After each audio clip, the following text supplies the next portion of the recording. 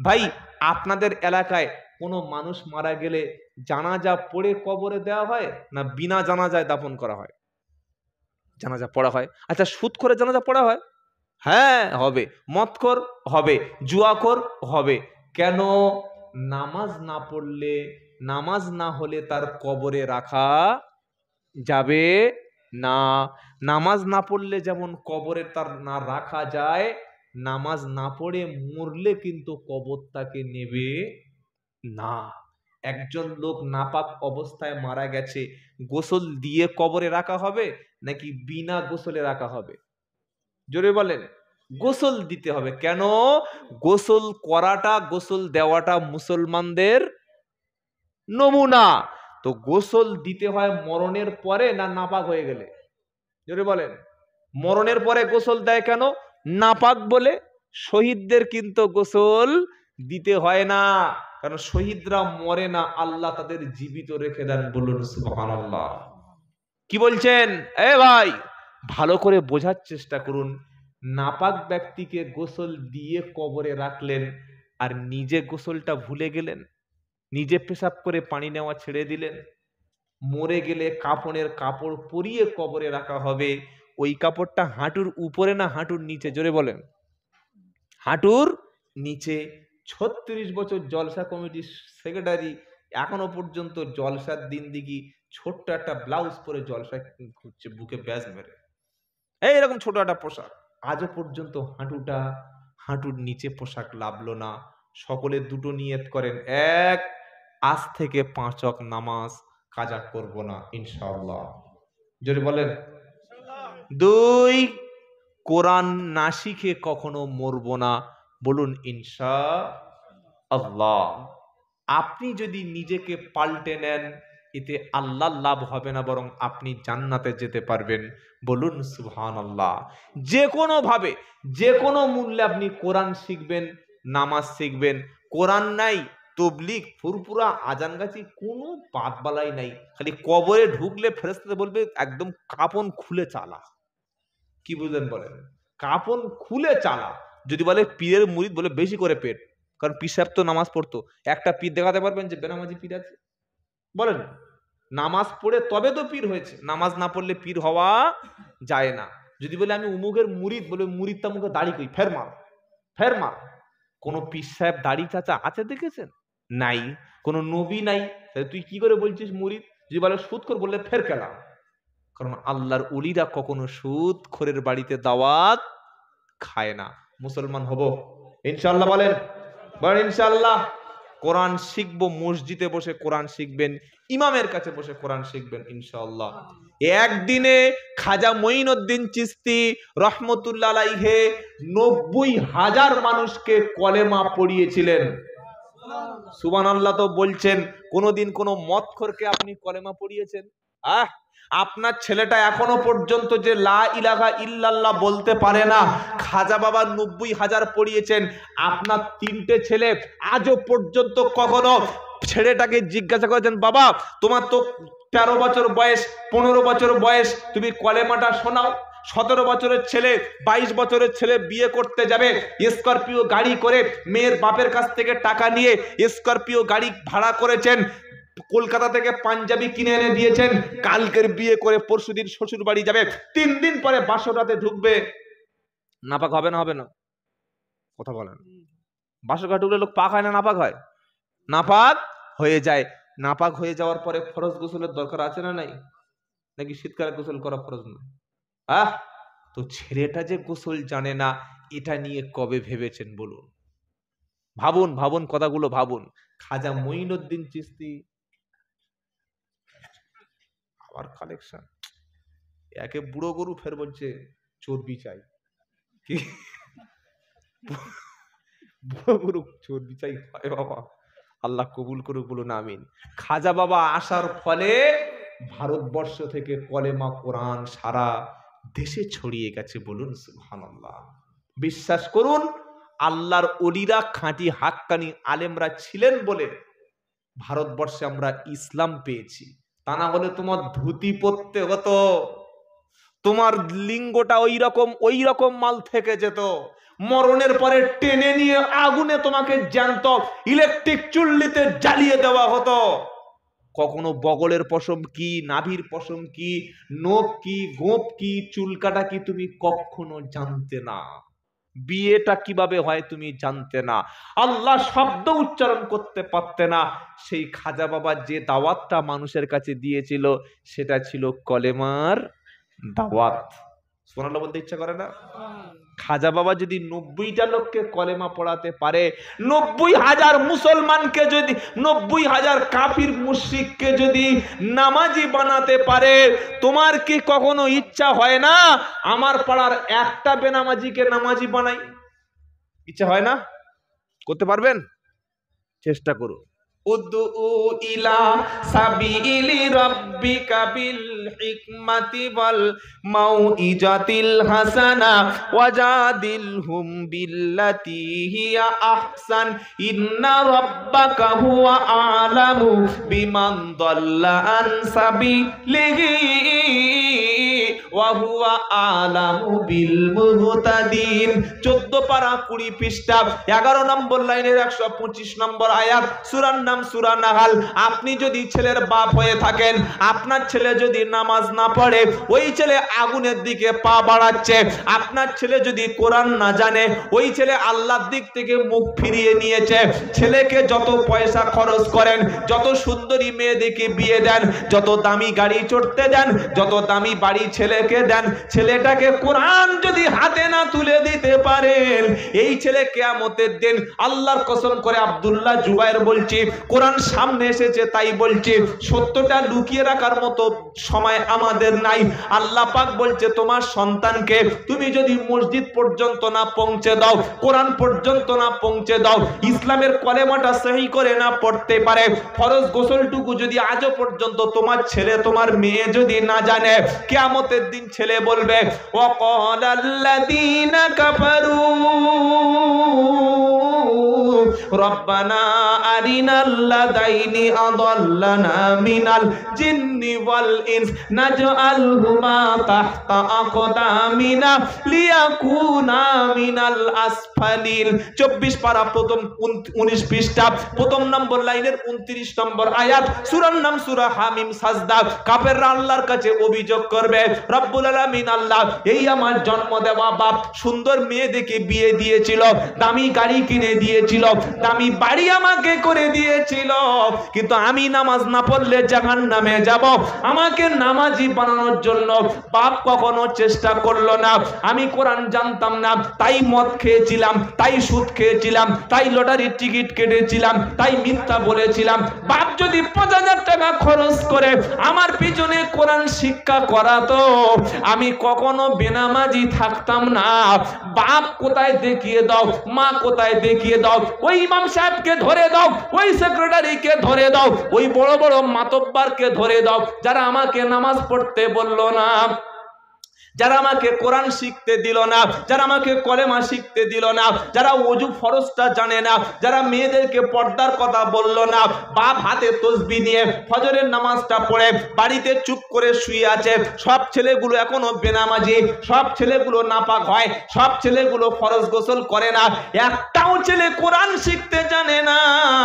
বাপে নিয়ে কখনো ভাবে না। কোরআন বলছে নাজআলহুমা তাহতা আকদামিনা লিয়াকুনা মিনাল আসফালিন। আল্লাহ বাপকে ডেকে দাও, ওই মৌলবীকে ডেকে দাও, ওই মাতব্বরকে ডেকে দাও যে কোরআন শিখতে দেয়নি, নামাজ পড়তে কোনোদিন নির্দেশ দেয়নি, হালাল ব্যবসা করতে বলেনি, সুদ খেতে নিষেধ করেনি, লটারির টিকিট কাটার জন্য আমাকে ওই রাস্তা থেকে ফেরায়নি। আমি তার বুকে পা তুলে দিয়ে মারিয়ে মারিয়ে মারিয়ে পা দিয়ে মেরে দিয়ে জাহান্নামে যাব, আমি ছেড়ে দেব না। সূরা হামিম সাজদার 29 নম্বর আয়াতটা খুলে দেখুন আর আমার বক্তব্যটা মিলিয়ে নিন যে আপনাদের ঠকিয়ে যাচ্ছি কিনা।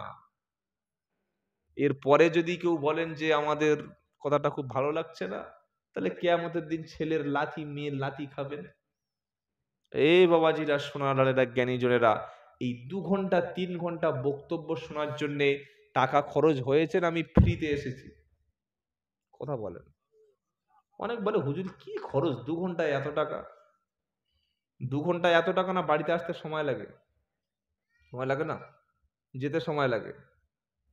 আপনারা বক্তব্যের পরে আধ ঘন্টা 40 মিনিটের মধ্যে খেয়ে ঘুমিয়ে পড়বেন, কিন্তু আমার কি আধ ঘন্টার মধ্যে ঘুম আসবে? বাড়ি যেতে যেতে 2-2.5 ঘন্টা সময় লাগবে। আমি গতকাল রাত 3টের সময় ফিরেছি। হাওড়া জেলায় প্রোগ্রাম ছিল, উঠেছি সকাল 6টায়। 3টে থেকে 6টা ফজরের রক্ত শেষ হচ্ছে 6টা 13-15। তো 3 ঘন্টা যদি একটা মানুষ ঘুমায়, সকাল থেকে এখনো পর্যন্ত ঘুমানোর সুযোগ পাইনি। এরকম 4 থেকে 5 মাস 3 থেকে 4 ঘন্টা বেশি, 5 ঘন্টা বেশি ঘুম হয় না। সারাদিন গাড়ি, সারাদিন গাড়ি। আপনার তো নিজের মতো বলেই দিলেন যে 2 ঘন্টা। তাহলে আপনি বলুন, আপনি যে টাকাটা দিলেন 2 ঘন্টার জন্য বা 5 ঘন্টার জন্য 8,000 10,000 টাকা, এই টাকাটা হিসেব আপনি নেবেন না নেবেন না? নেবেন? হ্যাঁ না বলেন না। নেবেন। হিসাব নেওয়া শিখুন। যদি কোনো বক্তা জলসা এসে আল্লাহর কিতাবের আলোচনা, নবীর হাদিসের আলোচনা ছেড়ে আগডুম বাগডুম, নদীর ঘটনা, ব্রিজের ঘটনা, গাছের ঘটনা, মাছের ঘটনা, সাপের ঘটনা, এই বলতে বলতে 2 ঘন্টা পার করে দিল, শ্রোতা হা করে শুনে চেয়ে আছে যে কখন সাপটা বার হবে। তার আগে বক্তা লেবে পালিয়ে গেল। হয় না? হয় না? হয় না? হয় না? কিভাবে মানুষকে মিথ্যা ধোঁকা দেওয়া হচ্ছে জানেন? বাবা বড় পীর আব্দুল কাদের জিলানী, শুনে রাখুন, কাজে লাগবে, ইমানটা ঠিক করে নিন। বড় পীর কি ছিলেন জানেন? জামানার একজন শ্রেষ্ঠ মুজাদ্দেদ, শ্রেষ্ঠ ওলি, বলুন সুবহানাল্লাহ। এত বড় আলেম সে যুগে ছিল না, সুবহানাল্লাহ বলেন। এই বড় পীর আব্দুল কাদের জিলানীকে কি বলা হচ্ছে? বাবারা, বড় পীর আব্দুল কাদের জিলানীর মা একদিন রাস্তার ঘরের মধ্যে বসে আছে। বাবা, একটা ফকির সাহেব তার কাছে এসে বলছে, মা বাড়িতে কে আছো, কে আছো, কে আছো? বড় পীরের মা ওই সময় ঘর থেকে বার হলো, কিছু চালের বাটি নিয়ে বার হলো। ফকির সাহেব মায়ের দিকে তাকালো, তার শরীর বলৎকার করার জন্যে বড় পীরের উপরে ঝাঁপিয়ে পড়লো। বড় পীর তখন মায়ের পেটের মধ্যে। বাবা, ও বাবা, হয়ে গেছে, বুঝলেন? এবার উনি বার হয়ে ওই ফকির সাহেবের ঘাড়ে পড়লো, ফকিরকে একদম কামড় মেরে পেটের মধ্যে ঢুকিয়ে নিয়ে আবার পেটের মধ্যে ঢুকে গেল। এ বক্তব্যটা শুনেছেন না শুনেননি? তাড়াতাড়ি বলেন বলেন বলেন, সময় নেই। শোনেন নাই? কে শুনেছে একজন বলুন দেখি। শুনেছেন তো? হ্যাঁ, এই তো শোনা লোক শুনবে। হ্যাঁ, আপনি এবার বলুন, বড় পীর আব্দুল কাদের জিলানী ওলি ছিলেন না জানোয়ার ছিলেন? যদি কেউ বলে যে বড় পীর জানোয়ার, ঈমান থাকবে? এই জোরে বলেন না, বেঈমান হয়ে যাবে। কোন হাক্কানি ওলি আর আলেমকে তাওহীদ করলে বেঈমান হয়ে যাবে। তাহলে বড় পীর আব্দুল কাদের জিলানী ওলি ছিলেন, পীর ছিলেন, হাক্কানি আলেম ছিলেন, জামানার খাঁটি একজন মুহাক্কিক, মুহান্নিস, মুবাল্লিগ, মুফাসসির, মুহাদ্দিস ছিলেন, মুজাদ্দিদ ছিলেন। তাকে বাঘ বলা হচ্ছে। বাঘ জানোয়ারের মধ্যে পড়ে না? পড়ে না? কি বাঘ জানোয়ার নয়? বাঘ তো নাকি বাঘ মাওলানা? বাঘ কি? জানোয়ার। তিনি মায়ের পেট থেকে বার হয়ে বাঘের রূপ ধারণ করলেন, তিনি জন্তু রূপ ধারণ করলেন, জানোয়ারের রূপ ধারণ করে পুড়ে খেয়ে ফের ঢুকে গেল। পৃথিবীতে একটা বিজ্ঞানের বই আমাকে দেখান, একটা হাদিস দেখান, একটা কোরআনের আয়াত দেখান যে মায়ের পেট থেকে কেউ ডেলিভারি হোক আর সিজার হোক, বার হয়ে গেলে সেই মালটা ভিতরে ঢোকানো যায়? আছে কোনো সিস্টেম? একজন বিজ্ঞানের ছাত্র দাঁড়িয়ে বলুন যে না, আমাদের বিজ্ঞান বলছে যে সন্তান ভূমিষ্ঠ হওয়ার পরে ফের ভিতরে গিয়ে বাঁচতে পারবে। কিয়ামত পর্যন্ত সুযোগ নাই। আল্লাহু আকবার। কোন মানুষ একবার যদি মায়ের পেট থেকে বার হয় আর ঢোকার সুযোগ নাই। তাহলে ভাই, সত্যটা আপনাকে বোঝা লাগবে।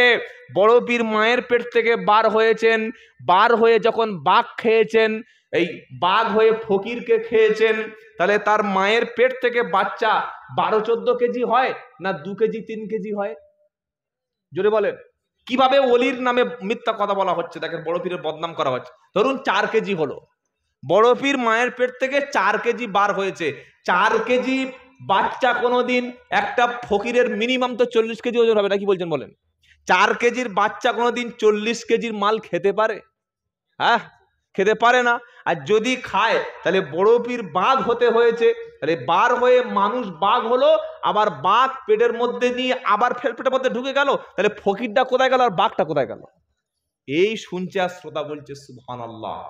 তার মানে বড় পীর আব্দুল কাদের জিলানী রহমতুল্লাহ জীবনীটাকে সমাজে মিথ্যা বলে বলে তার সম্মান বাড়ানো হলো, না তার বড় পীরকে জানোয়ার বানিয়ে দেওয়া হলো? কথাটা গিয়ে ভাববেন, যারা শিক্ষিত পড়াশোনা করেন আমার কথাটা ভাববেন যে আমি ঠিক বললাম কি ভুল বললাম। আল্লাহর কত বড় ওলি ছিলেন বড় পীর আব্দুল কাদের জিলানী, তার লেখা কিতাব অসংখ্য রয়েছে, বলুন সুবহানাল্লাহ। জলসা যখন দেবেন বক্তাকে আগে থেকে একটা বিষয় আলোচনা করতে বলবেন, বুঝতে পারছেন? হয় নামাজ নিয়ে, নয় রোজা নিয়ে, অথবা হজ নিয়ে, অথবা জাকাত নিয়ে, নারীদের পর্দা নিয়ে, পিতামাতার বিষয় নিয়ে, একটাই বিষয় আপনি আলোচনা করুন। তাহলে কি হবে? বক্তাকে পড়াশোনা করে এসে কথা বলতে হবে। ভাই যারা পড়াশোনা করেছেন স্কুলে, হাই স্কুলে, যারা অন্তত হাই স্কুলে মিনিমাম পড়েছেন, ইতিহাস, ভূগোল, বিজ্ঞান বা অঙ্ক যে কোনো বিষয় ফাইনাল পরীক্ষা 3 ঘন্টা দিতে গেলে সারা বছরের মধ্যে কমপক্ষে 1 সপ্তাহ, 15 দিন, 1 মাস পড়তে হয় না হয় না? জোরে বলেন। হয়। 1 মাস 2 মাস পড়ে একটা 3 ঘন্টার প্রশ্নে তাও 90টা নাম্বার তুলতে পারছে না। 3 ঘন্টা পরীক্ষা দিতে গেলে যদি 1 সপ্তাহ বা 1 মাস বা সারা বছর পড়তে হয়, 2 ঘন্টা বক্তব্য দিতে গেলে বক্তাকে পড়াশোনা করতে হয়।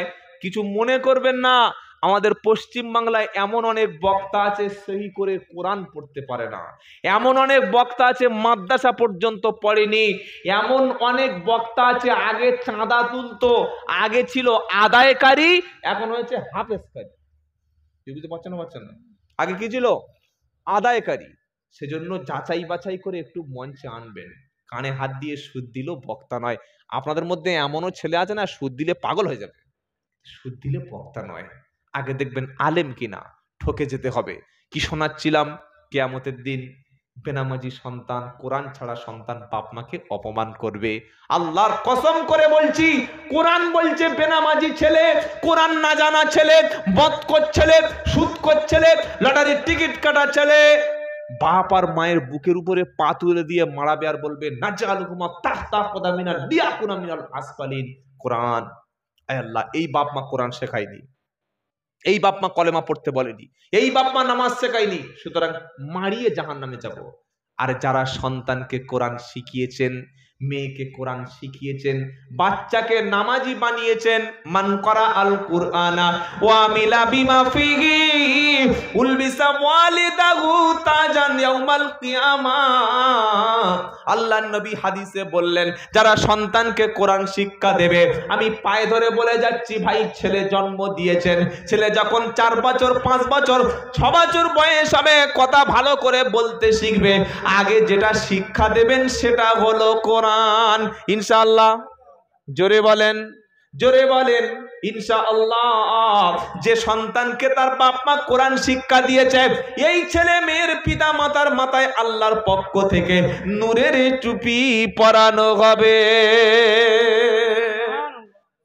নূরের টুপি চান নাকি ছেলে মেয়ের লাঠি খেতে খেতে জাহান্নামে ঢুকতে চান? ডিসিশন আপনাদের, আর আমি বলবো না। কথা মনে থাকবে ইনশাআল্লাহ, মনে থাকবে ইনশাআল্লাহ। আল্লাহ সবার, নবী সবার, তবে কোরআন ওটা তবলিগওয়ালাদের কোরআন, তাই তো ভাই? ফুরফুরা কোরআন একটা আছে নাকি? হ্যাঁ আছে। আচ্ছা, তবলিগওয়ালাদের কোরআন 30 পারা আর ফুরফুরার কোরআন ওয়ালাদের 32 পারা, একই তো। সবাই যখন এক, আমাদের মধ্যে ভাগাভাগি কেন হলো ভাই? কে করলো, কারা করলো? ভাগাভাগি করবেন না। আপনাকে কোরআন শিখে নামাজ পড়ে তবে আপনাকে কবরে যেতে হবে, তার আগে আপনি কবরে ঠাঁই পাবেন না। বলে কিরকম? আল্লাহ বলছেন, ইয়া আইয়ুহাল্লাযীনা আমানুত্তাকুল্লাহা হাক্কা তুকাতিহি ওয়া লা তামুতুন্না ইল্লা ওয়া আনতুম মুসলিমুন। আল্লাহকে ভয় কর, ভয় করার মতো করো, মুসলমান না হয়ে মরো না। দরুদ শরীফ আল্লাহুম্মা।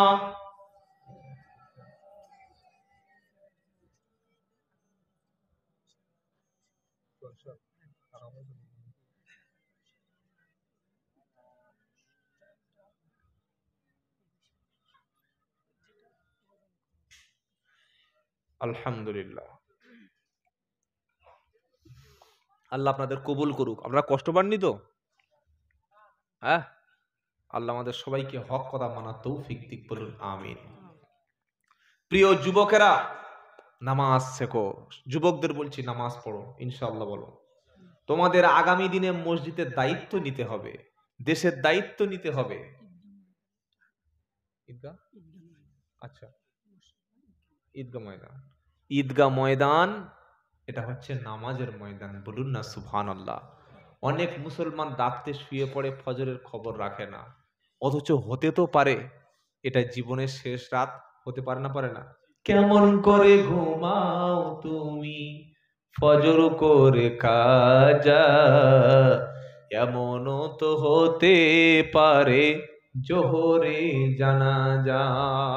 ফজর নামাজ আজ থেকে পড়বো ইনশাআল্লাহ, বলেন। যত কষ্ট হোক ফজরে যাব মসজিদে ইনশাআল্লাহ। যাদের শরীরে ফজরের নামাজের আগে পানির অজু লাগে, তাদের শরীরে কখনো জাহান্নামের আগুনকে স্পর্শ করবে না, সুবহানাল্লাহ। আর নামাজ যদি না পড়েন, কোন আলেম, কোন বক্তা, কোন পীর সাহেব কখনো বেনামাজির গ্যারান্টি দেবে কি? একটা পীর সাহেব বলতে পারবে, একটা আলেম বলতে পারবে, কোন বক্তা বলতে পারবে যে ভাই তোর নামাজ লাগবে না, আমি তো ঠিক পার করে দেবো? কেউ বলেছে কোনোদিন? কখনো না, পারবে না, সে ক্ষমতা দেয়নি আল্লাহ। নবী সেদিন কিয়ামতে বলবে বেনামাজি আমার উম্মত নয়। সেখানে কত বড় কে হুজুর আছে, ডেকে নিয়ে চলে আয়। নামাজ নাই, রোজা নাই, কোরআন নাই, জিকির নাই, সালামটুকু ছেড়ে দিয়েছে মুসলমানকে। এরপরে বলছে আমি মুসলমান। মুসলমান হওয়ার জন্য কোরআন শিখতে হবে, নামাজ লাগবে, এই দুটি আদায় করবো ইনশাল্লাহ, বলেন। শেষ যেটা বলার আগে, বিদায় নেওয়ার আগে বলবো, যাদের বাপ মা বেঁচে আছে ভাই, বাপ মাকে কখনো কষ্ট দিও না। মনে থাকবে? মনে থাকবে ইনশাআল্লাহ। নবীকে প্রশ্ন করা হলো খেদমত করব কার? নবীজি বললেন তোমার মা। দ্বিতীয়বার প্রশ্ন করলো কার? নবীজি বললেন তোমার মা। তৃতীয়বার প্রশ্ন করলো কার? নবীজি বললেন তোমার মায়ের। চতুর্থবার প্রশ্ন করলো কার? নবীজি বললেন তোমার পিতা। কি সম্মান ইসলাম বাপ মাকে দিয়েছে, সুবহানাল্লাহ, আল্লাহু আকবার। নবীকে আবার প্রশ্ন করছে, ইয়াসআলুনাকা মাদা ইনফিকুন। দ্বিতীয় পারা 12 পৃষ্ঠা 14 নম্বর লাইনে 215 নম্বর আয়াত সূরা বাকারা। নবী আমরা যখন খরচ করব, আমরা যখন ব্যয় করব, প্রথম কার পিছনে ব্যয় করব? আল্লাহ বলছে কুলমা আনফাকতুম মিন খায়রিন ফালিল ওয়ালিদাইনি ওয়াল আকরাবিন। নবী আপনি বলুন, তোমার উম্মতেরা যখন ব্যয় করবে, খরচ করবে, আগে যেন আম্মা এবং আব্বারও পিছনে ব্যয় করে। সুবহানাল্লাহ বলতে ইচ্ছা করে না? আপনি ভাবুন বসে বসে, আজকে জলসার দিন, শালি এসেছে, ভাড়া ভাই এসছে, দুলা ভাই এসছে, তাদেরকে খাইয়েছেন, ঘুরতে বার হয়েছেন, হাতে হাদিয়া দিয়েছেন। যে বাপ আপনার হাতে পয়সা দিয়ে তবে খুশি হতো, সেই বাপের হাতে আজকে জলসার দিনে 500 টাকা দিয়েছেন কোন যুবক?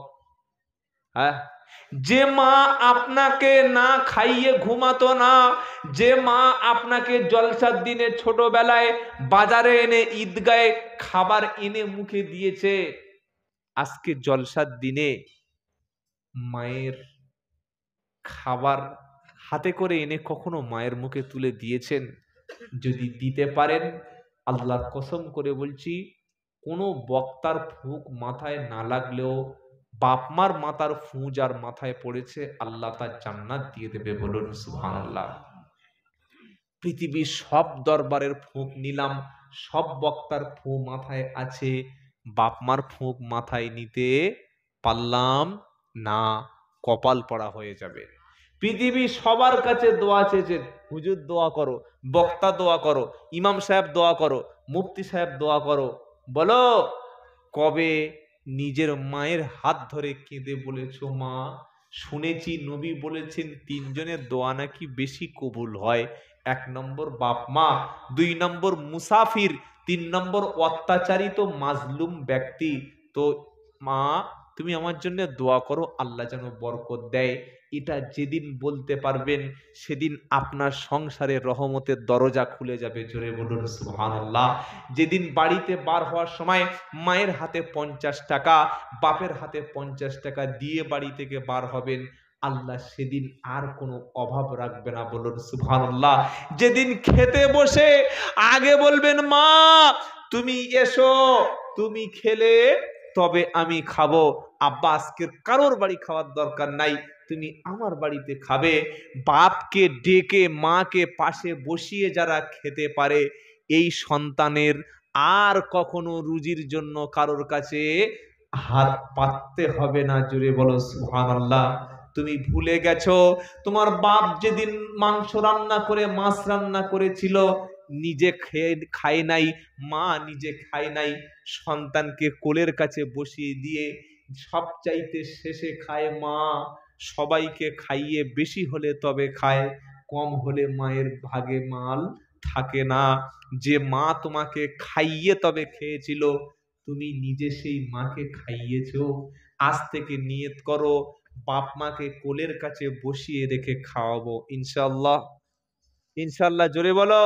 যারা বাপ মাকে কাঁদিয়েছো, আমি আব্দুল্লাহ জুবায়ের বলছি, বাড়িতে ফিরে গিয়ে বাপ মার পায়ে ধরে ক্ষমা চেয়ে নিয়ে, মায়ের কাছে গিয়ে মাপ চেয়ে নিয়ে, মায়ের কাছে মাপ চেয়ে নিয়ে মৃত্যু পর্যন্ত মাকে তুমি কাছে রেখে দাও।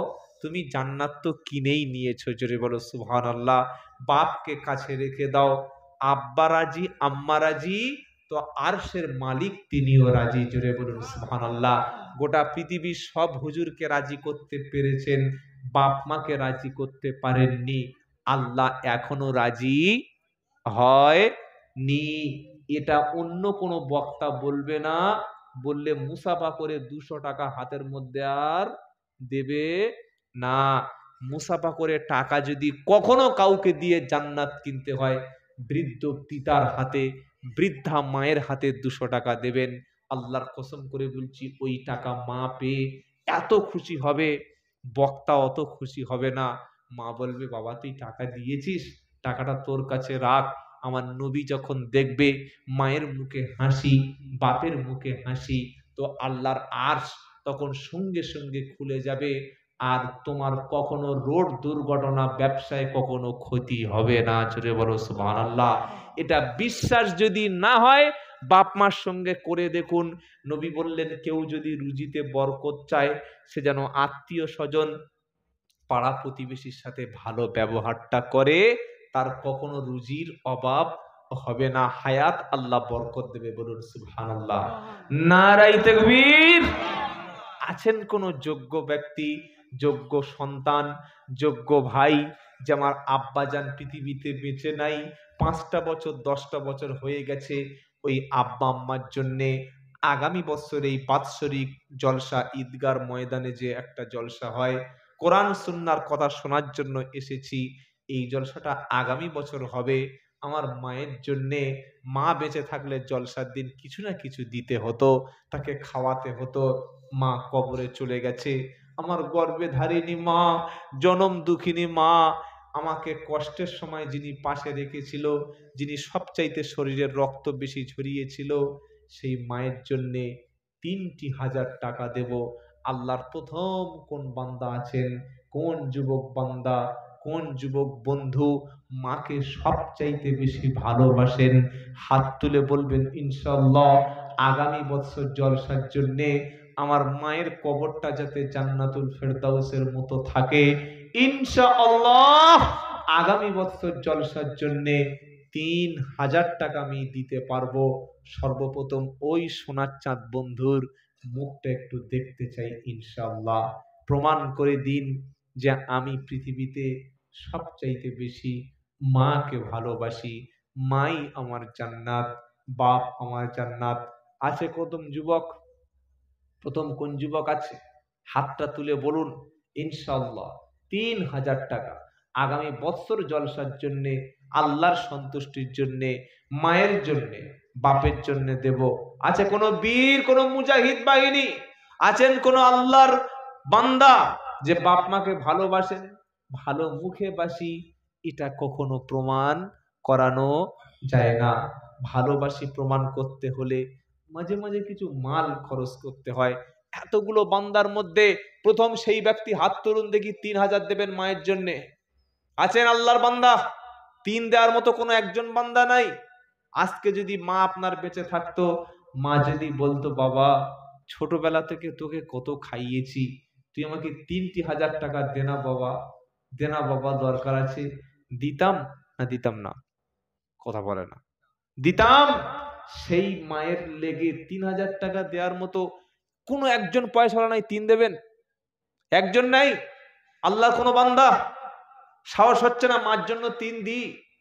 এই হাত, যে হাতটা তুলতে মন চাইছে না 3000, তুমি ভেবে দেখো এই হাতে তোমার মা কত টাকা জীবনে দিয়ে গেছে। ভেবে দেখো তোমার মা কতবার এই হাতে ভালো খাবারটা বাজার থেকে কিনে খাইয়েছে। একজন আল্লাহর বান্দা পাওয়া গেল না যে মায়ের লেগে 3000 দেব। আফসোস। কি নাম বাবা? সাফেদ আলী মিস্ত্রি। নারায়ে তাকবীর। টাকাও দেবেন না, তাকবীরও দিতে লজ্জা লাগে। ছি ছি ছি ছি। নারায়ে তাকবীর। আরো জোরে বলতে হবে ভাই। জলসায় খাবার আছে নাকি? কি আছে? মিস্টার তাবারক আলী, তাই তো? ঠিক আছে। তাবারক না থাকলে জলসা জমে, তাই তো? না, সন্ধ্যা থেকে দেখি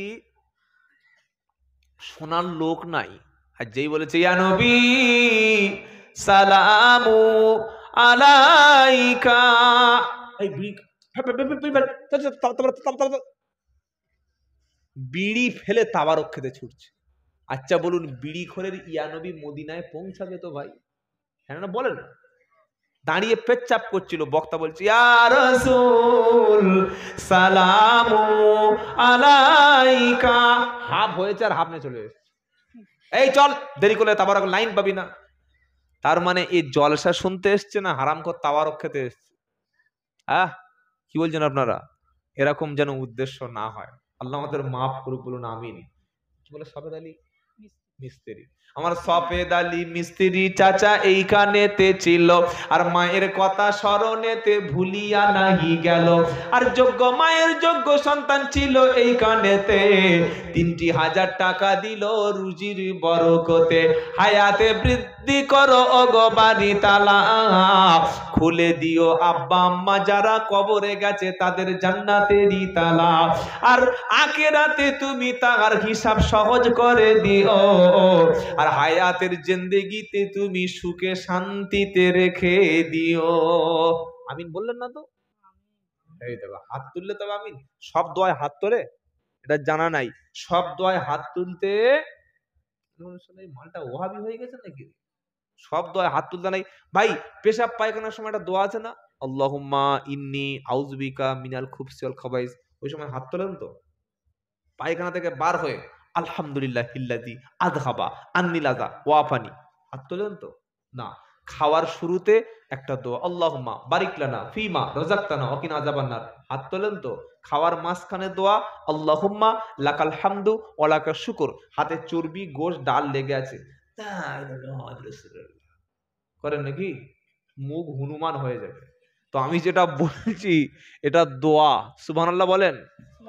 আল্লাহ আমার এই চাচা জানকে কবুল করুক, বলুন আল্লাহুম্মা আমিন। আল্লাহুম্মা আমিন বলেন। 3000 টাকা খুব চাপ হয়ে যাচ্ছে, কঠিন হয়ে যাচ্ছে। আচ্ছা 2000 টাকা দেওয়ার মতো কোন মায়ের বেটা আছে দেখি তো ভাই, বাপের যোগ্য সন্তান। ওরে বাবা, নারায়ে তাকবীর। ভাই জোরে তাকবীরটা দাও। কি নাম ভাই এর পিছনে? ভাই হ্যালো, নাম কি? এই লিখছে কেরামান কাতেবিন, কই খাতা কলম কই? ওইখানে একটা একদম চলে যাও, খাতা কলমটা কই? আপনি লিখছেন? আপনি উপরে আসলে ভালো হয়, দেখার সুবিধা হবে। এইখানে তিনজন যুবক ভাই দাঁড়িয়ে গেছে ইনশাআল্লাহ, মায়ের ভালোবাসি। আল্লাহু আকবার। ভাই কি নাম? এবার দেখুন, আলমগীর গাজী, মাশাআল্লাহ। গাজী সাহেব, কি বুঝলেন? 2000 টাকা আলমগীর ভাই। নারায়ে তাকবীর। আল্লাহ আলমগীর ভাইকে কবুল করুন, দানকে কবুল করুন, রুজিতে বরকত দিন, কাজে কর্মে বরকত দিন, ব্যবসা বাণিজ্য বরকত দিন, আল্লাহুম্মা আমিন। আরেকজন হাতে কান তুললো, 3 জন। কি নাম বাবা? বজলুর রহমান, মাশাআল্লাহ। নারায়ে তাকবীর, নারায়ে তাকবীর। বজলুর রহমান সর্দারের দানকে প্রভু কবুল করে নিও, রুজি রোজগারে কাজে কর্মে তুমি বরকত দিও। 3 নম্বর কে ছিল? বিনা নামে দিল গোপনেতে 2,000 টাকা, আখিরাতে নবীর সাথে করে দিও দেখা, রুজিতে বরকত দিও ওগো রহমান, সংসারেতে দিও তুমি তাকে যথেষ্ট সম্মান। আমিন বলেন। তিনটে হলো। এখানে কি হাত তুলছিলেন কোন বাবু? এখানে হাত তুলছিলেন গো একজন 2000, এখানে কেউ হাত তুলছিল একজন, সে হাতটা কোন দিকে গেল? কটা হলো বাবু? 2000 কত হলো? এরকম লিখলে নাম্বার পাওয়া যাবে না। বিনা নামে পিছনে আলমগীর ভাই, আর একজন কে ভাই মাঝখানে জানো 2 করে দিল? হাইড হয়ে গেছে। তারপরে বলেন ইনশাআল্লাহ। আমি 2 নম্বর কে আছেন? তারপরে কোন আল্লাহর বান্দা 2 করে শুধু হাত তুলুন ভাই, পটাপট লিখে নেবো, তারপর খেয়ে বাড়ি পালিয়ে যাবো, আর বেশি কষ্ট দেবো না। দেরি করলে আপনাদের লস, আমারও কিছু সময় নষ্ট হবে, কি করবো বলুন।